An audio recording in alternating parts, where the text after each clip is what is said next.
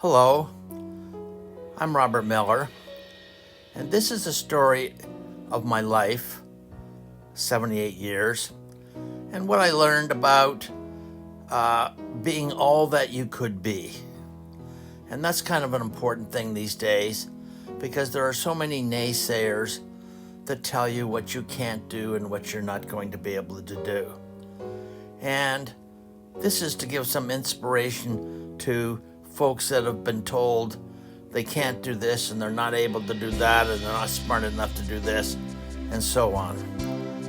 And I'm going to start when I was in public school and I was completely less than normal. I was not very attentive. I wasn't very interested because I didn't see any purpose in what anybody was teaching me or trying to teach me or telling me. And that persisted through until high school. And when I got past maybe grade 10, I could no longer sort of just remember stuff, enough stuff to get by. And I didn't understand what understanding meant versus trying to remember. And up to that time, I just tried to remember what I could, what I thought I needed to get by.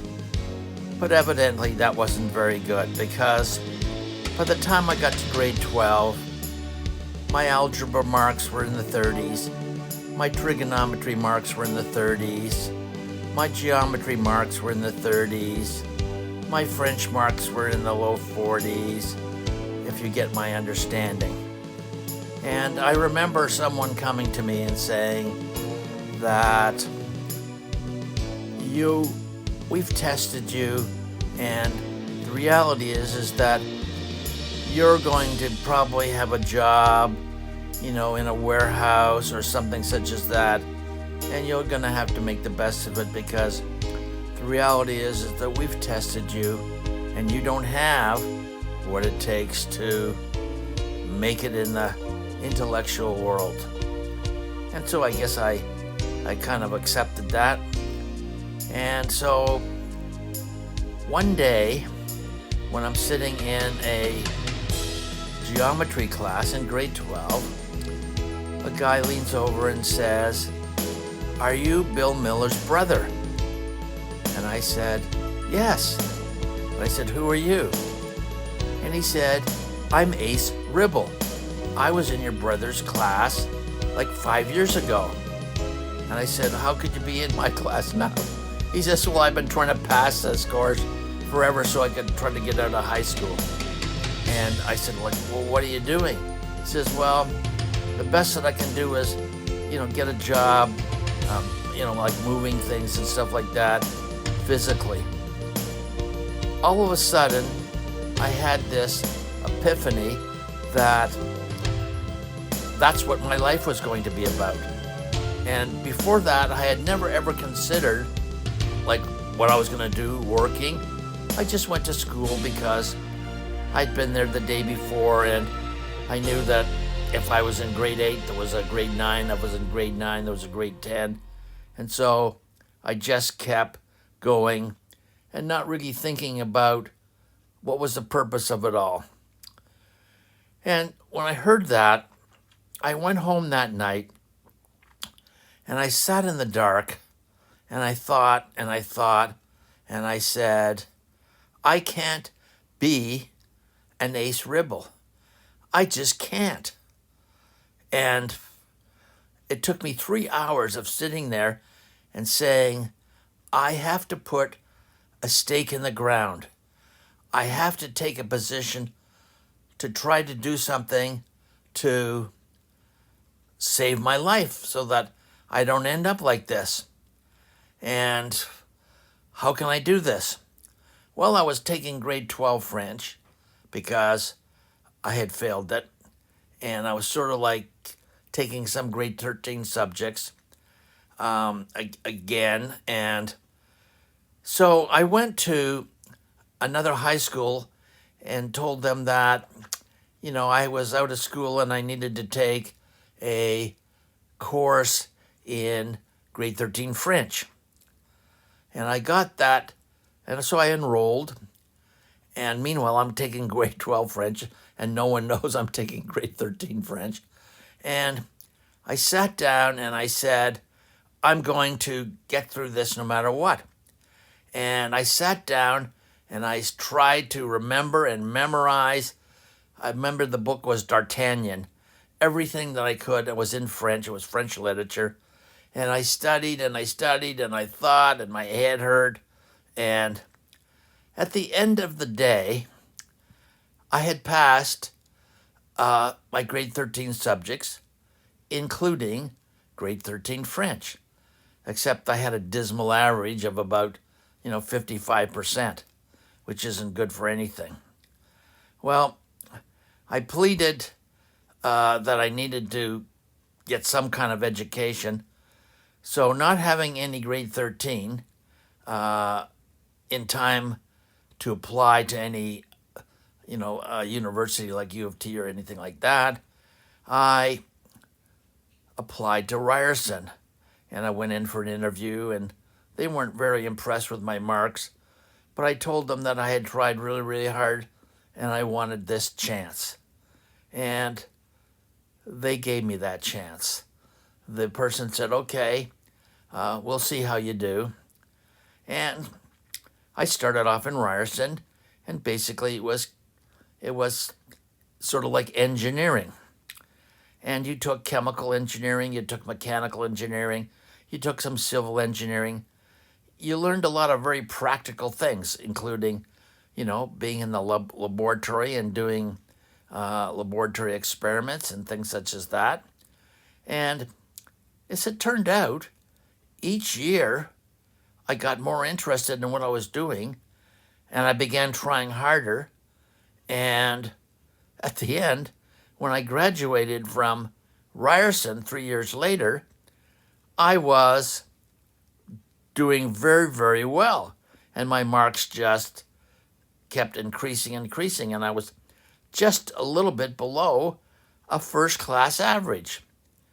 Well, I now graduated, and what was I going to do with my life?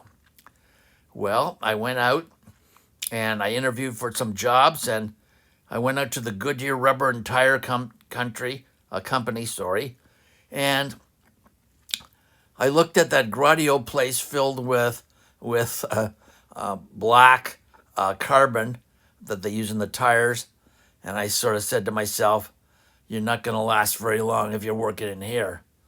And then I went over and tried another couple of places. There was a steel mill in Hamilton, and that looked like you had a life expectancy of not too many years. And then I tried Labatt's laboratory, and it just smelled terribly. And then I said to myself, this is not what I want to do, even though I've learned some stuff. So I then decided that I was going to change my mind, and I was going to go to university. So I applied to the University of Toronto because I had some reasonably good marks, but I didn't want to go into engineering. I knew enough about engineering that I didn't want to do it. So I applied to the sciences, honor sciences. And the first year there, you take zoology, botany, chemistry, physics, English. You take this complete diversity of subject matter. And there was 201 people took the graduating, got into the course. And surprisingly enough, because of the work ethic that I had beginning to develop from Ryerson, I placed 7th out of 201 folks. I was so pleased. And again, I had just a little bit under a first-class average. It was quite hard. So the second year, I then go into math, physics, and chemistry. So that's how U of T was arranged. You go into honor science, and then you can go into biological and medicine. You can go into physics, math, or chemistry. So my second year was math, physics, and chemistry, which was known famously as MPC, which was, by God, one of the toughest courses they had at the university. And I can remember sitting there in fear and trepidation. In the first day, I was sitting in a quantum mechanical course with DJ Leroy, who was one of the biggest physicists in Canada and had won all sorts of awards and everything like that. And he put up 7 boards of hieroglyphics. I couldn't even tell whether the shapes were the same. I had no idea what the hell he was talking about.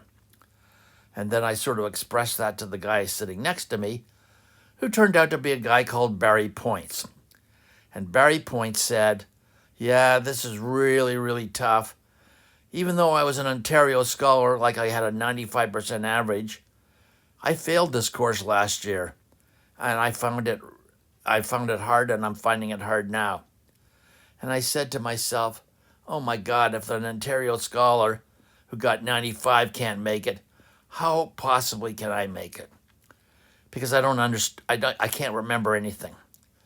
So I remember going and talking to, we were also taking another thing of quantum mechanics. We were also taking a very complicated math course, and the math guy did but the same thing. And I went up to him and I said, I'm having just tremendous trouble remembering what you're saying and doing. And he says, I don't want you to remember it. I want you to understand it. And I said, well, what do you mean? He says, oh, well, scientists, physicists, and chemists are lazy souls. And so what we do is we have a short form. We use these symbols like a shorthand, like a secretary uses a shorthand to express what we're thinking, but it means something in English. And I said, you mean all this gibberish up there means something in English? And he said, but of course. And I says, that's the first time I ever realized that. He said, yes, you could write out in English what each line means from there to there. And I said, fabulous. And so I went back and I sat down and I looked at the starting point of this stuff. And then I said, how do I get to the second line? And I wrote out what I was thinking. And each subsequent line, I wrote out how to get there. And what I found out is that for the first time in my life, I was understanding how to do something rather than remembering how to do it. And by writing it out and sort of explaining it to myself, that's how learning took place. Because later I remember Albert Einstein saying, if you can't explain it to a 6-year-old, you don't understand it. So explaining it to yourself is the first step in understanding. And that's one of the most important lessons that I ever learned in my life. And we'll go on in chapter 2 to discuss the ramifications of that. This is the end of chapter 1. Hi there, it's now chapter 2. So as the second year in math, physics, and chemistry ended, it turned out that I got an exceptionally high mark in quantum mechanics and an exceptionally high mark in mathematics, in addition to doing exceptionally well in all other subjects. Because this was the first time that I was attempting to understand what I was being given to learn rather than just remembering what it was that I was supposed to know. And so I began to see the difference between just knowing something, which would be maybe remembering something, and just understanding something, and how different the two of those were. And so, with that in mind, I applied the concept of, if I can't explain it to myself, then I don't understand it. And if I don't understand it, I'm going to look at it until I understand it. And I found that, believe it or not, I got smarter. My thinking was clearer. And I was realizing that I was going from someone who couldn't remember the simplest math to someone who could understand very complex math. And that's based on the fact that I learned how to understand and what to do in order to understand. And so I progressed all the way through with that, and my marks got better and better and better until I'm in my final year. And when I had graduated, there was only 13 of us that graduated from honor chemistry out of the 201 people that started.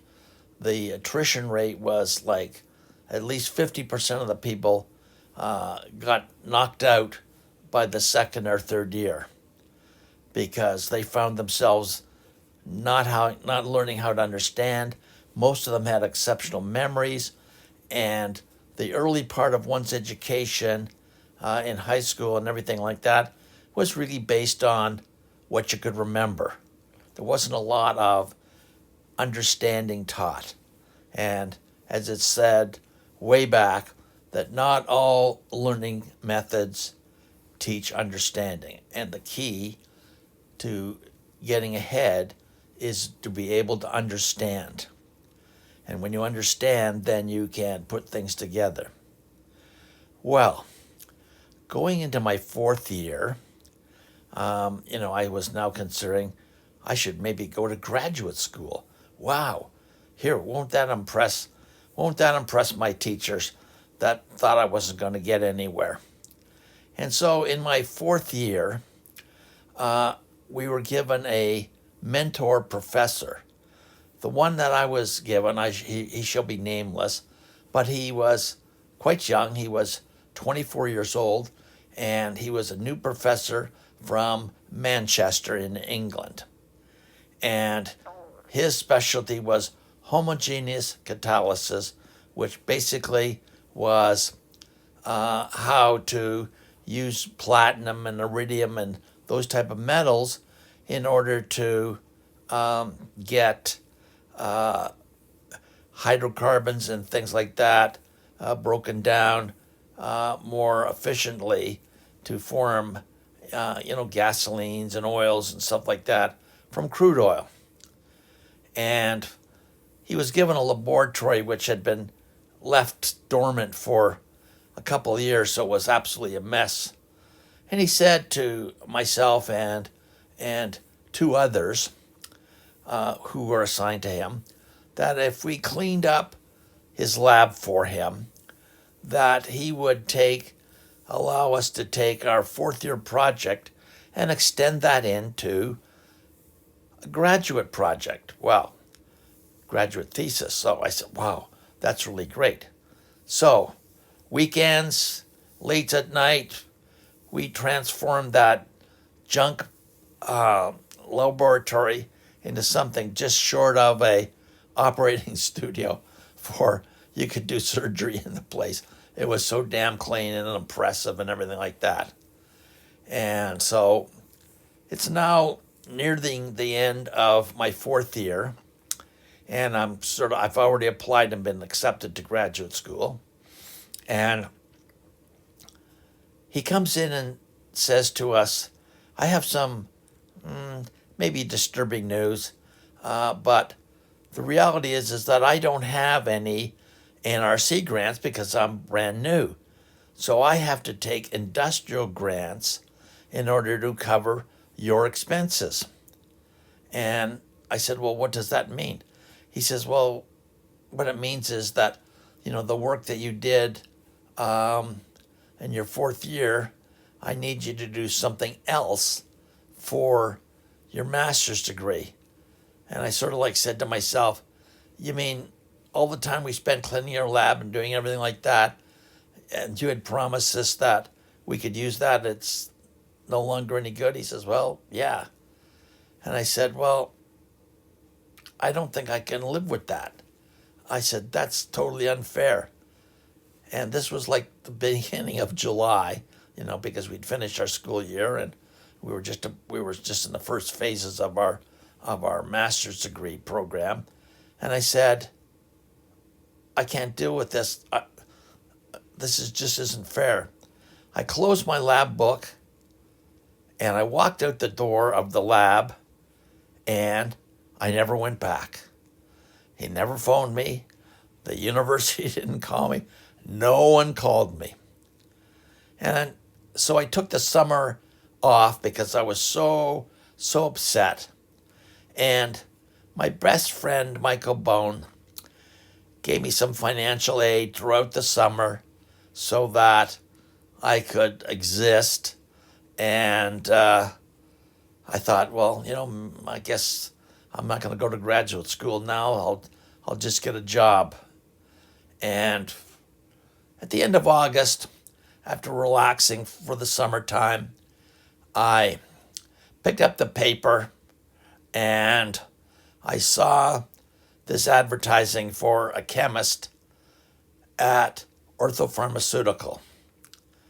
And so I said, well, I think I'll think. So I researched a little bit about the company and found out that it was part of Johnson & Johnson, and it was the women's healthcare division for that. And I decided to apply. And that day I went in and I remember talking to an individual who was in fact the manager of quality control, Austin Woodhouse. And I told him that, I had taken judo at the university. I had a brown belt in judo, and that I was interested in rowing and sculling, and I had my own scull. And I rowed at the Toronto Argonaut Rowing Club, and I had graduated from Ryerson, and I had a good background in this. And then I went through U of T, so I had the engineering parts and then all the parts in chemistry. And I was kind of bubbly and outgoing. And I guess I was exactly what they were looking for, because they were looking for someone who could eventually become a supervisor under him and then later perhaps become the manager. And so it became on the 7th of December, 1969, I joined Orthopharmaceutical as a bench chemist. And that's the phase that we'll begin to talk about in the next chapter.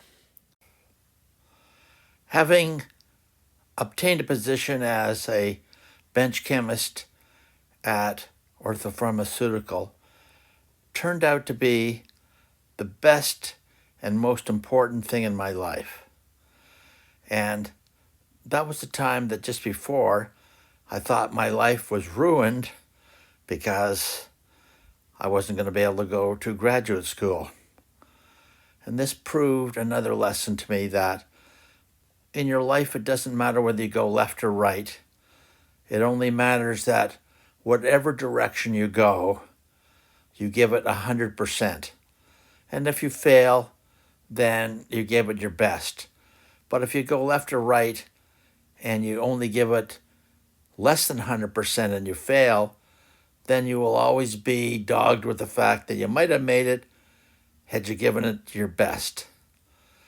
So in the next 5 years, J&J was very, very progressive. And the laboratory which I joined was basically a manual one where everybody did everything with beakers and test tubes and flasks and such. I had the opportunity to transform that into the most sophisticated analytical laboratory in Canada. We had the first of everything. We had the first Hewlett-Packard data system that sampled analytical instruments night and day and could extend the productivity 24/7. We had the latest chromatography tools, gas chromatography, atomic absorption, differential thermal analysis. If it existed, we had it. And when people would come through our lab on a tour, they were totally amazed at our sophistication. We had the first robotic system, laboratory robotic system in Canada in our facility, and it was absolutely amazing. People came through there and they just could not believe all the sophistication and capabilities we have.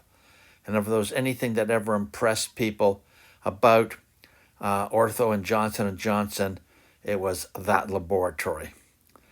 And I had acknowledged to myself that I finally found my element, the thing that I was good at, I loved, and I wanted to do for the rest of my life. And so I was in quality assurance and quality control as a supervisor from basically 1 year after I joined through to 1974. And it was very, very exciting. Now, my boss, Austin Woodhouse, had graduated from England in a 3-year degree in chemistry. And they really wanted him to get it upgraded to something equivalent to a 4-year course in chemistry. And so he was taking additional courses at the University of Toronto.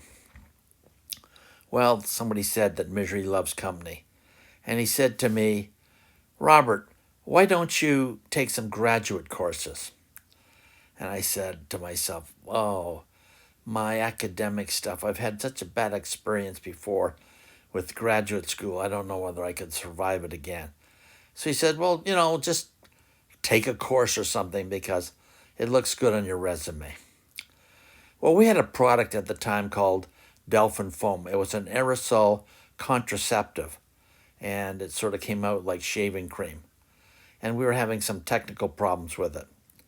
And that was in the back of my mind. So I picked up the York calendar, and I began looking through things, and I came across this thing called aerosol physics. So I said, I can kill 2 birds with 1 stone. I'm going to take this. This will give me an explanation, scientific explanation, and skills to hopefully solve our problems on these aerosol tins. So, lo and behold, I sign up for this night class. Well, it was about $210, and that was a lot of money back in 1974. So, if you didn't pass it, you didn't get your money back. So, you're going to pass this no matter what. So, it's the first couple of days, and the professor is a Irishman, and he is talking about something about the sky and other things, and other people talking about that, and I kind of lean over to one of the guys next to me. There was about a dozen of us in the class, and said, when do we talk about the tin cans, the aerosol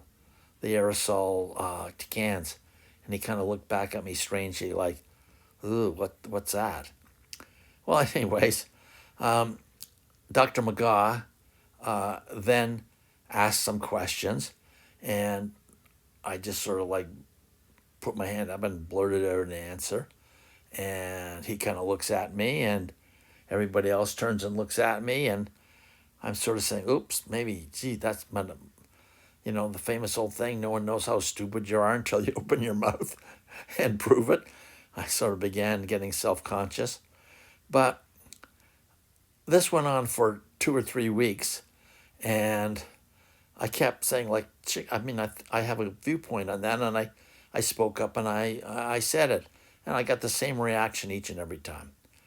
Finally, in about the fourth week, Dr. McCaw says, Robert, could you, Mr. Miller, could you stay behind for a minute? I would like to talk to you. Well, I figured all those stupid answers finally caught up, and I was going to be out, and I could tell Austin, well, I got drummed out and whatever. But amazingly, he said, the answers that you've been giving me are giving me insomnia. I never thought about that approach before on some of these issues that we were talking about. And the issues that they were talking about was the atmospheric aerosol, which basically has to do with those things that cause the climate. He was basically literally a climate scientist, and he was head of the Department of Aerosol Physics at York University and a professor in the physics department, but also had a dual role as in chemistry because he taught physics to chemistry students. So he says, well, who are you? And I said, well, I'm a chemist and I work for Johnson & Johnson at Orthopharmaceutical. He says, a chemist? My God, I've always wanted to collaborate with a chemist because it turned out that everybody of the 11 other people in the room were physicists. And they all looked at the issue that was being described as a problem from a physicist's point of view. But I, not being a physicist, but being a chemist, looked at it from a chemist's point of view. And that perspective gave a whole new outlook on the problems. Well, it didn't take Dr. McGaw long to say, you have to do a master's degree here under me. This is like really, really important. Well, that involved 2 full graduate courses and a thesis. And I said, well, I've just got married and, I'm got a new job and it's going to be pretty tight. Well, nevertheless, so as it turns out, I struggled away. I did the courses and stuff like this. And to be honest, this was in an area that I had no interest. I just accidentally got a master's degree because I was determined that if I started something now, I was going to do the best job because I realized that if I could do things that I didn't like but do them well, then I could do anything well. And so this became kind of like a thing to me. You don't have to like it to do it well. If it's important, you have to do it well. So, lo and behold, 4 years later, 1978, there's Robert Miller with his master's degree. But in the time from 74 to 78, my boss, he got promoted over into manufacturing, and I assumed the position of manager of quality control. And in that position, I reported directly to the president of the company. And only he could overrule anything that I said. Well, I said, well, I've sort of had my fill of academia now. So could you give me some business type stuff? So I took the executive effectiveness courses. I took a whole pile of things on business from Duke University and so on, and the executive management course from the American Management Association. And now it's sort of like the beginning of 1979. So he calls me in, the president at the time calls me into his office and says, York University and Dr. McGaw keep phoning me about you doing a doctorate because what you have is amazing and this research can't stop here. Well, I wanted to do a doctorate in aerosol physics like having a heart attack. I had zero interest in this thing. So the first thing I popped up and said, well, there's a residency requirement that I'd have to be at the university, and I couldn't possibly carry out my role as manager of quality assurance if I'm at the university. Just not possible.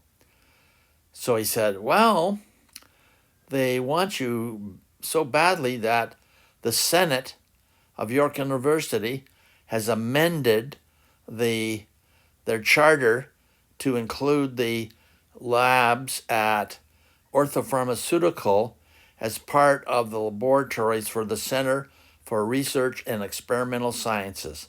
So working in your laboratory will be meeting the requirements for being at the university. Wow.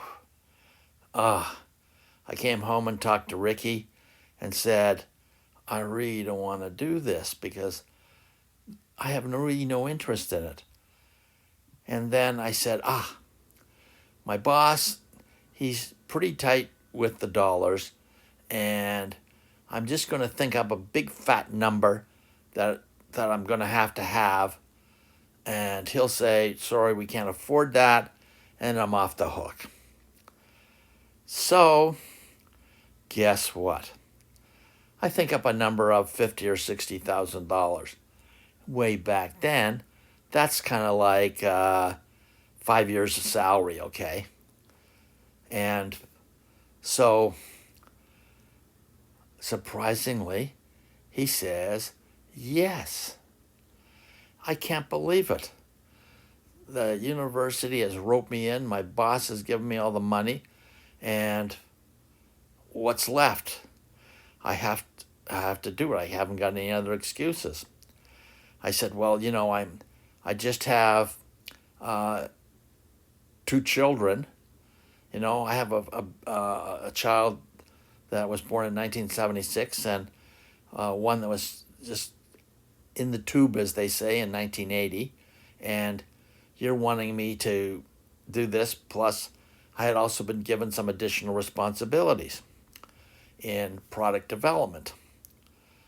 And he said, yeah, well, so I sat down and said, it takes the average person in science there in physics or chemistry 7 years full-time to get their thesis done.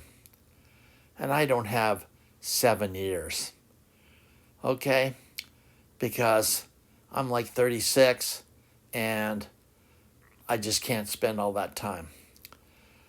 So I remember my brother giving me some exceptionally good advice, which was really to focus, and presented me with the image of an evergreen tree.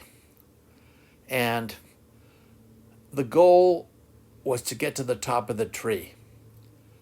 No matter what else was possible, you need to get to the top of the tree with the least effort as quickly as you can. And so you regard your thesis as the roots are gathering all the basic information together. And when you get that, you start at the bottom of the tree.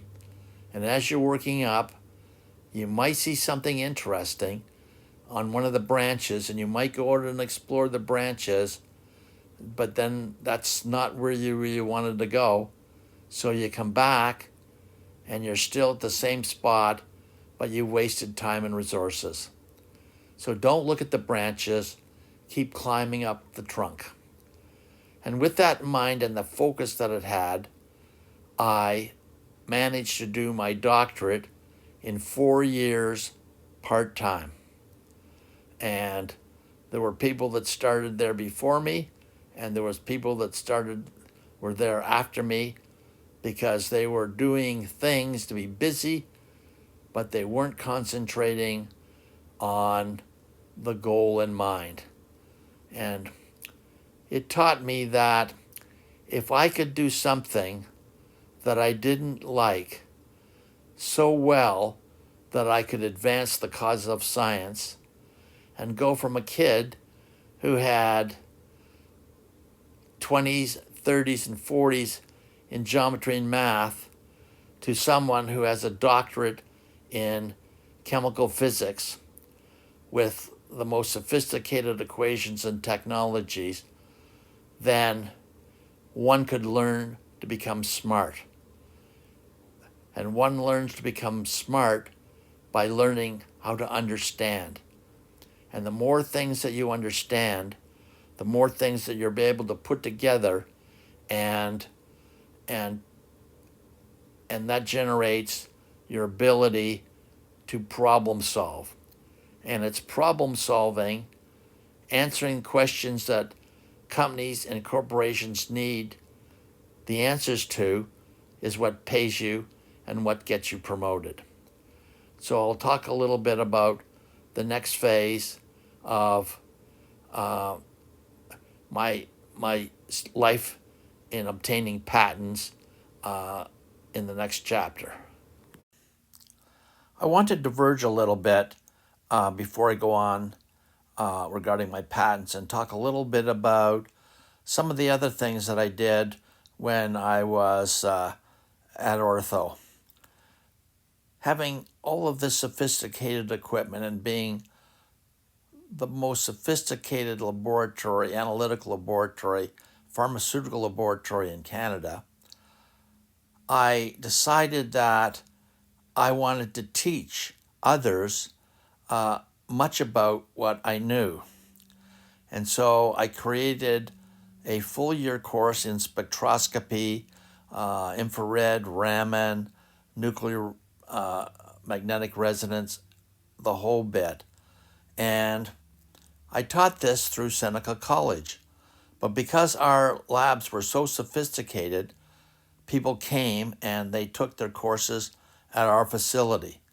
So I taught several courses there in advanced spectroscopy.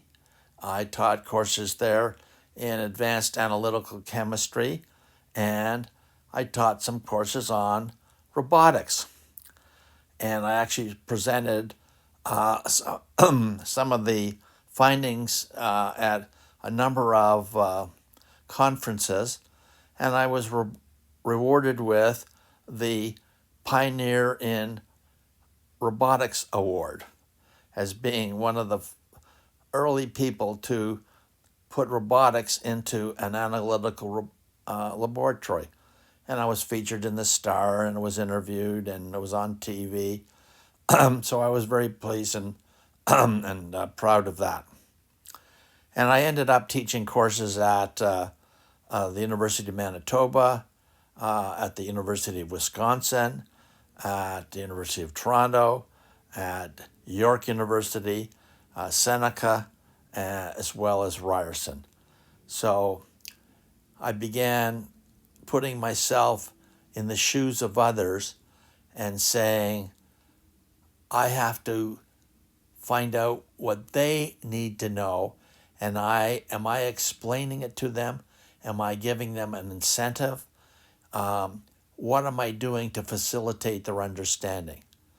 I never made any student write out one note of anything because I didn't want their ability to learn to be based on their ability to transcribe something down, but rather I wanted them to listen, and I wanted to test their understanding of what was going on.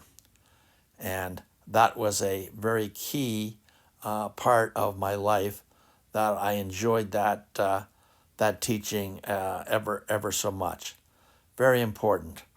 And the more I did this, the more I learned the power of understanding and the ability to look at a problem from several different perspectives. Leonardo da Vinci was called a man for all seasons. He was a mathematician, a musician, an artist, an inventor, a scientist, a mathematician. And when he looked at a problem, he looked at it from all of those perspectives. Today, we put a team of people together with these varied perspectives, hopefully, that all of them are smarter than any of them. And this is why perspectives are very important, and to get the right people if you're problem solving. So I'm going to go back now and talk a little bit about the phase then in my next part as Dr. Robert Miller, and I obtained that at the age of 40. So for all of you people back there that saying, oh my God, I can't do this. It's like I'm 20, I can't do this. I'm 30, I can't do that. I went from 0 to 100 in 30 years, from the age of 10 to the age of 40. And I transformed myself from someone who was told and measured to be stupid, not going anywhere or doing anything, to having a doctorate and being a director and finally a vice president at Johnson & Johnson. And my brother, my brother, who was told the very same thing, just happened to be a graduate that obtained his doctorate in electrical engineering. He was the first person to graduate from the University of Waterloo with a master's degree in engineering, and he obtained his PhD there. And he has been one of the most important individuals in electrical engineering in Canada. And I'm so proud of everything that he did. And his mentorship along the way has just taught me so much. And I guess being a teacher as his primary thing, that was probably where that came from. So thanks, Bill. Thanks for everything that you've done. And now I'll go on to the next phase, which will be what I did from the age of 40 onwards. And I'll take that shortly. So at this point, I'm now director of quality assurance, reporting to the president of the company.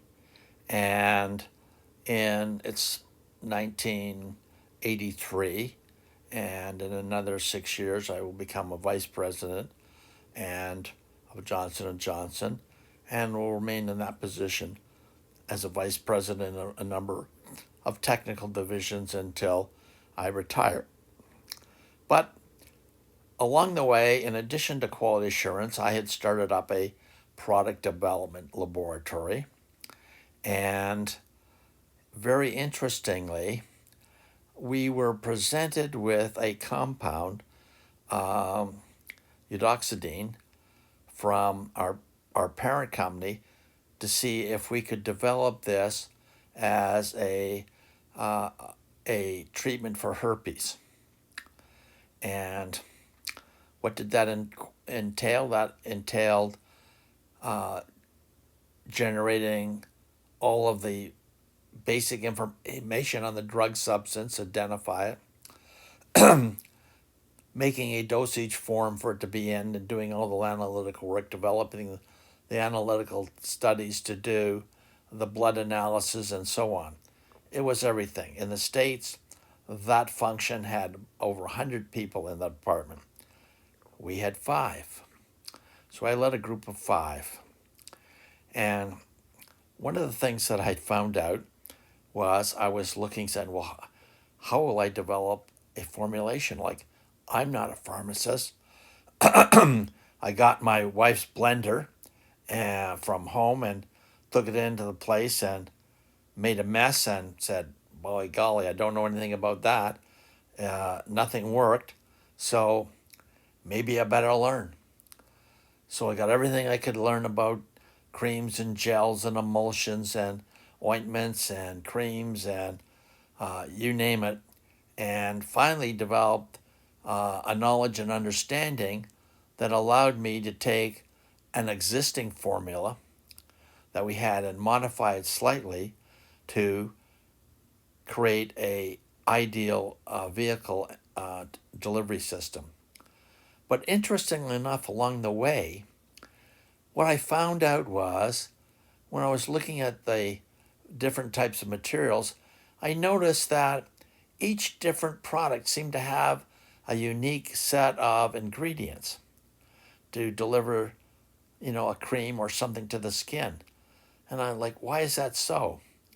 Well, what it became obvious was that the scientists wanted to demonstrate that to management that they could get to the same place with a different route. So they could develop a whole new formula, and they were so proud of themselves. What they didn't realize was, from a business perspective, each time we had a new formulation that had another 6 or 7 ingredients, we had all of these raw materials that we had to keep in stock. So it was the worst business decision possible, but they were in the research business. They weren't doing research to be in business. But I was in the business of doing research to be in business. And so I took an existing formula and modified it ever so slightly, and it turned out to be the most amazing a delivery system possible. And we got it approved by the government, and it made it onto the market as a product called Virostat, which again says you can learn new things if you put your entire spirit and everything behind it. And that was very, very important. So it's now in the early 82, 80 or so, 84, 85. And we had just extended our product line with a line of prophylactics, latex condoms to support the birth control pill and other things. So we had a complete line that Ortho could support as their product lines. And we got this from a third-party manufacturer.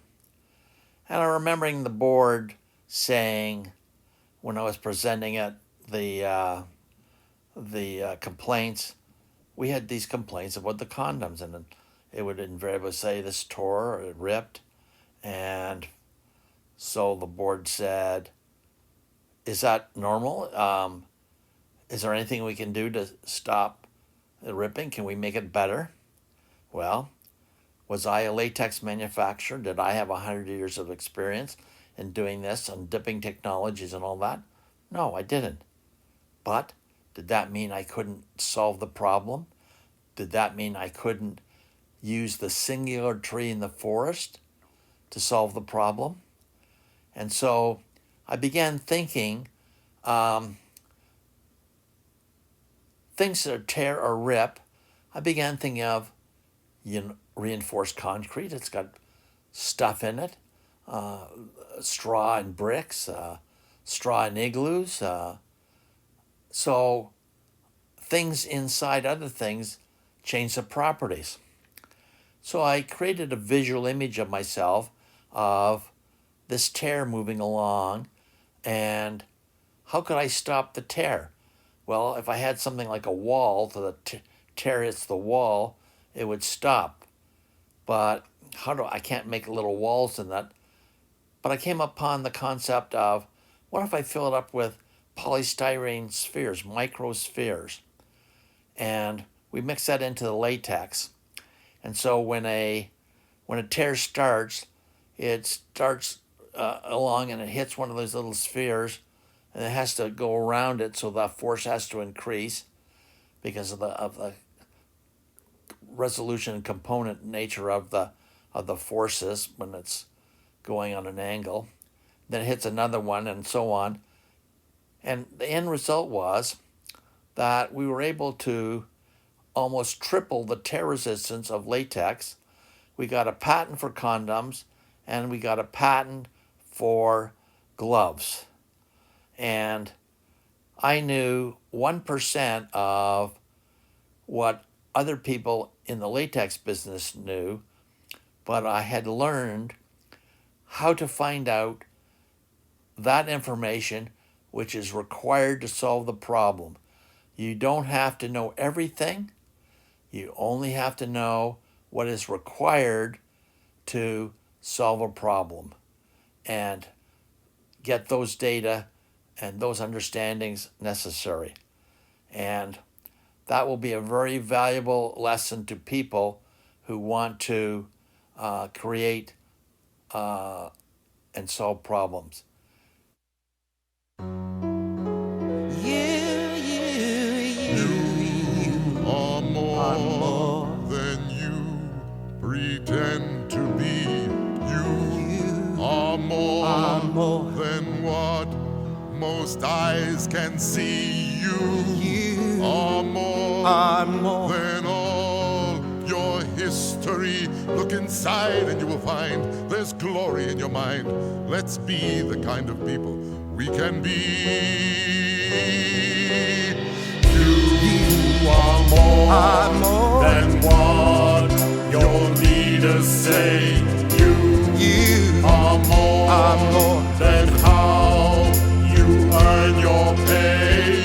You are more than what you seem today. Some drop that loses mask. You're equal to the task.